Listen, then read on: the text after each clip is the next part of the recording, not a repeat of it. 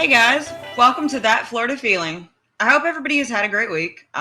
Thanks for everybody who has listened to last week's episode. I know it was a little bit of a gruesome one, but you know, Florida doesn't always have sunshines and rainbows, although most days we kind of do. It's how we got the name, the Sunshine State. But I know that some people like true crime, and we talk about all things Florida, so thank you for listening. I can't believe that we only have a couple weeks left of December. This year's really flown by, and we're heading into another year. I hope everybody's getting ready for the holidays. I am thankful for Amazon. Not even going to lie to you. Otherwise, I wouldn't have any shopping done. Yeah, so I don't even know. Now I'm panicking about stockings now as I record this. It's part of it. So today I want to talk about a piece of Forgotten Florida. One that was actually suggested to me by someone from the Unfiltered Studios group. So thank you to Keb for not only telling someone about my podcast and then relaying a suggestion. So thank you. They had been talking about this and somebody brought it up, and Keb brought this to my attention. And I don't think I talked about this in my theme park episode that I did when I very, very first started That Florida Feeling like 3 years ago. So we're going to talk about it today, and it's kind of a piece of Florida's forgotten, gone, but not apparently too forgotten. Some people do remember this, Florida theme park history. And we're going to talk about Boardwalk and Baseball. And that is a theme park that used to be in Florida, not too far from Orlando. Actually, it was a theme park that was built in Haines City. Haines City sits right outside of Orlando in good old Polk County. In fact, if you drive down I-4 from Orlando to Tampa, you pass right through Haines City. In fact, it's one of the, it's like maybe one past Champions Gate. It's at Highway 27. So it's literally that interchange at I-4 and 27. And that's actually just about where this theme park used to sit. The theme park actually replaced Circus World, who used to sit in the exact same spot. And this theme park was around in the 1980s, late 1980s. So when this was brought up to me, I thought it would be really cool to talk about it. I love talking about theme parks. If you do want to hear more, though, about theme parks, check out one of my very first episodes about the theme park history in Florida. But Boardwalk and Baseball was owned by the Harcourt Bruce Jovanovich Park Group, now Harcourt, a division of the Houghton Mifflin Harcourt. Why can't they have one name? I don't know.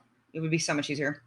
The park actually took over Circus World. It was sold to them. And when they took them over, they actually just kind of reused kind of some of the old rides and attractions.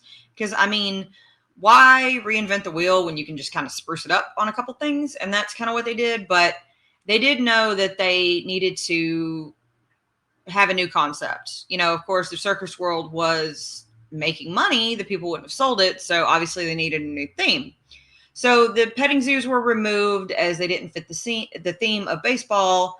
All the rides and attractions were rethemed to be a baseball sports theme for the new park.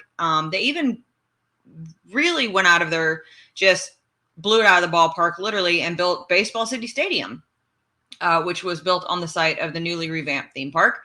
And yes, it was a fully functioning baseball stadium. And from the pictures I've seen, it looks super cool. Like, I kind of wish I could have seen this, being a huge baseball fan.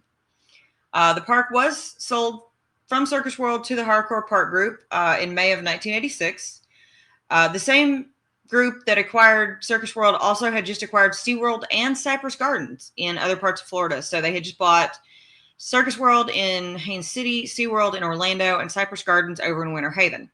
And they were going to, revamp them. As they were all kind of failing theme parks. First thing they did is they closed Circus World the day they bought it. So we know this is failing and we're done. They're just going to stop operations right then to stop losing money, and they're just going to turn it into a new idea. They're going to make it better, and they want to bring more visitors to the area.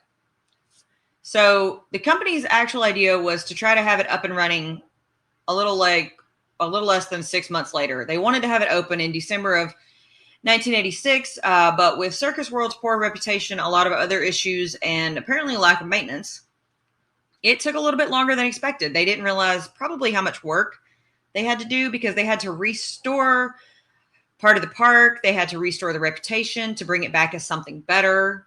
And they were kind of hoping that it would be a little bit easier since they had just purchased SeaWorld. And while SeaWorld wasn't failing, it was just going downhill. They knew that SeaWorld was somewhat profitable, and they were hoping that they could take the people from SeaWorld and Cypress Gardens who had been profitable and bring them over to this new theme park to help them create a new concept and to make it profitable and to make it a place where people wanted to come, and they wanted to use this expertise to make this park so much better than before. Not only did they want to use this expertise, they were also going to put money into it. They put over 50 million into this park to revamp it. They built a stadium. They attracted the Kansas City Royals to actually come there. They got memorabilia from Cooperstown. They created new merchandise, and they did advertising to make this park so much better than Circus World, to kind of forget Circus World ever existed, and to bring people to Haines City. The Class A Florida State League Royal affiliate was also purchased by the Harcourt Brace Jovanovich in the early 1987, so that they could also move the team there, so that they would have a home team that was always there, so people could come pretty much kind of year round to have something to watch and have a baseball team always on site. Boardwalk and Baseball officially opened in April of 1987.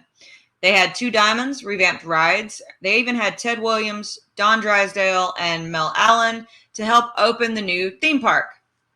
Keb will understand this. Do any of them wear the number 47? Sorry, I had to.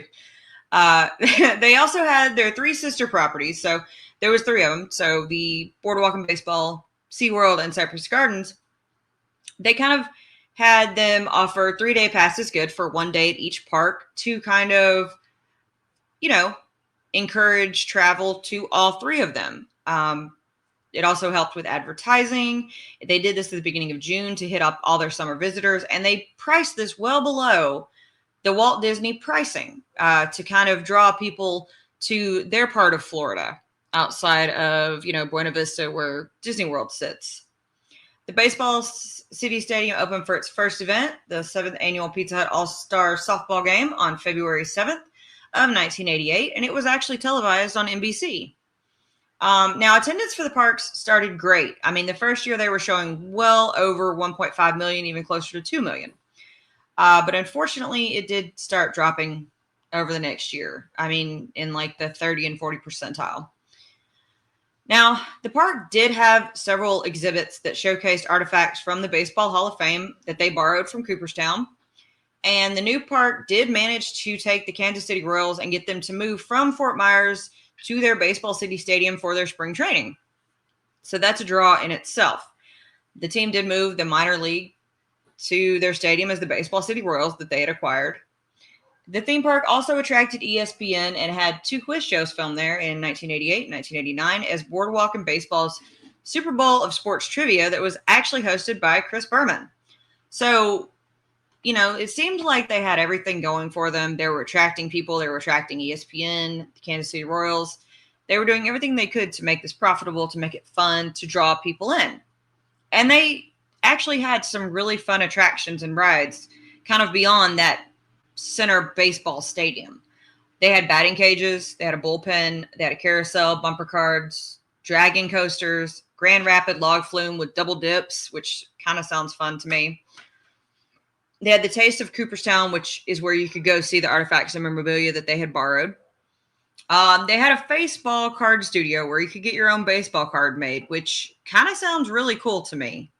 I think that's cool in itself. That's a really cool, unique souvenir. The main attraction, though, was the Florida Hurricane, which actually was a leftover from Circus World. It's a wooden roller coaster. Huge wooden roller coaster that they had acquired from their purchase of Circus World. They revamped it, and that was their main roller coaster for the park. The roller coaster actually now, fun fact, sits in Hot Springs, Arkansas, at the park Magic Springs. So if you ever really want to ride a theme park, memorabilia, go to Magic Springs and ride the Florida Hurricane. I think they renamed it, but you can still ride the ride that came from Circus World originally. Plus, wooden roller coasters are hard to find anymore. They're much more fun. Like, you just know, your back is going to hurt tomorrow, but it's so much fun. So the hardcore Brace Jovanovich group decided after the sharp decline to put the group of parks, which also included, of course, Cypress Gardens and SeaWorld, up for sale. They realized that they were in mounting debt, and this was not going to work for them. They eventually sold the trio to Bush Entertainment Corporation in 1989. And that's where you now get SeaWorld, owned by Busch Gardens. But of course, as the mounting debt, the park never truly became super profitable for them. The park was eventually closed on January 17th of 1990. The park had over 870 employees at the time of closure, which is sad because it was one of Polk County's largest employers at that time. So when the layoff occurred, that impacted a lot of people. Now, the stadium continued to operate with the park because the Kansas City Royals had moved there and they were actually contracted to play there through 2002. So they had to have somewhere to play. The Baseball City Royals also continued to play at the stadium.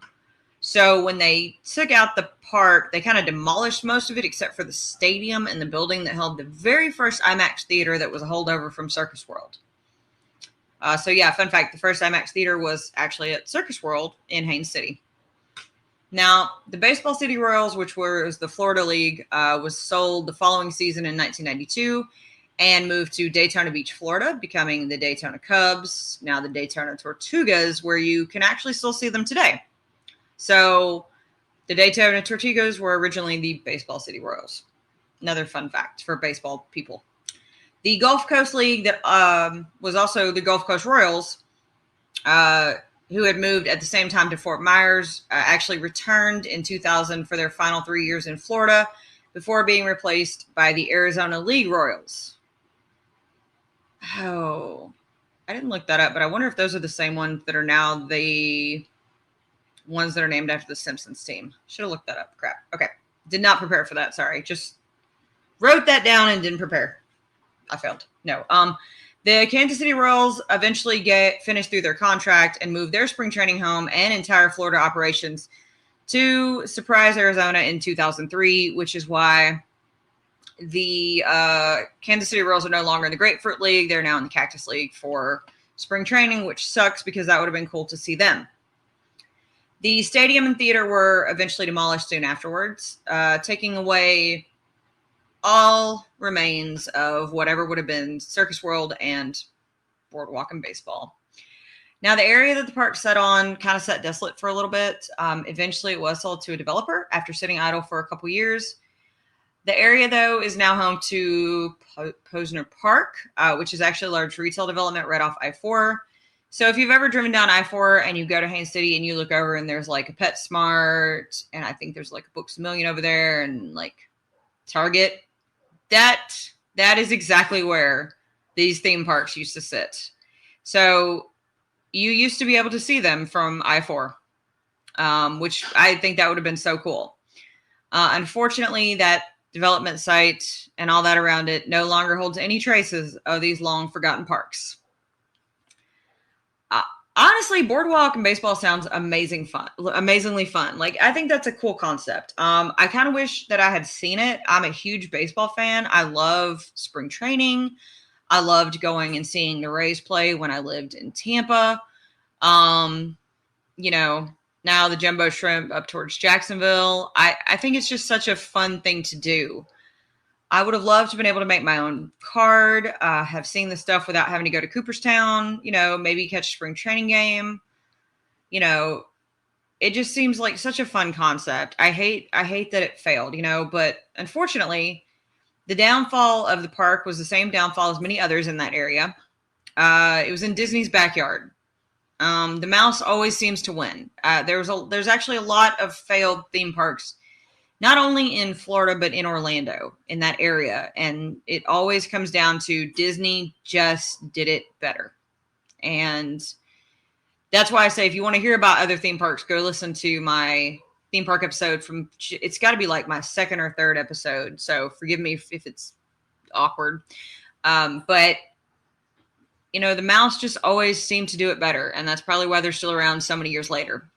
But that sounds like such a cool concept. And I'm glad that somebody brought this up to my attention, because that's such a cool thing. And I got to see, like, when I was Googling it, you could see the pictures and the merchandise. And I'm sure you got to see some amazing games at that park and got a really good hot dog, or like just looking at some of the old t-shirts on Google from the park and the merchandise. And it just looked so awesome.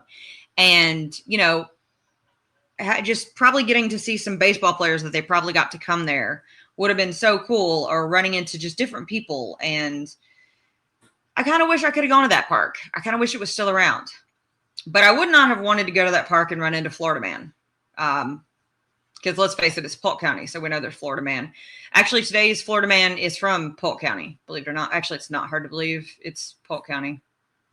Polk and Pasco County, I think, have the largest concentration of Florida Man, which is hard because Miami, you would think, but no, I'm pretty sure it's Polk and Pasco County. Today's Florida Man actually is from Winter Haven, not far from Haines City. And he was found pantsless. Yes, pantsless. Had a shirt on, no pants, after he broke into a home holding carpet cleaner. I don't know what he was going to do with the carpet cleaner, but he was just pantsless holding carpet cleaner. Austin Smith was arrested on December 7th after he kicked down the front door of a house in Winter Haven at 1:36 a.m. and was found in the living room pantsless holding carpet cleaner. The homeowner yelled at him to leave, and he ran away. Thankfully, he ran away without hurting anybody. He was caught minutes later in another part of Winter Haven, which Winter Haven's not that big, so it's not like he was far. And when they spoke to him the next morning from his jail cell in good old Polk County, he admitted he didn't remember doing anything because he was high on meth. Don't do drugs, y'all. Don't do it, because you might end up pantsless holding carpet cleaner and not your house. All right, guys, thanks for listening. I hope you enjoyed learning about a small piece of Florida's theme park history. I kind of wish I could have gone. Yeah. Now it also makes me ready for spring training. But I do hope that you guys have enjoyed listening. I love suggestions like this. It makes me learn about things I didn't know. So if you guys have any suggestions, please reach out. Or if you just want to say hi, just say hi. I'm grateful for absolutely each and every one of you. I hope you guys are getting ready for the holidays. I hope that everybody is doing well. Don't forget to, if you have a second, check out Unfiltered Studios. There are some amazing people over there. Kev is one of them. He has Stupid History Minute. And if you guys just want to, be nice to one another, that would be great. Seems like the world is getting a little less impatient each day. So drink your water, wear your sunscreen. And as always, guys, that's your daily dose of sunshine. This podcast is a production of Unfiltered Studios. If you would like to know more about joining Unfiltered Studios, please visit our website at unfpod.com for more information.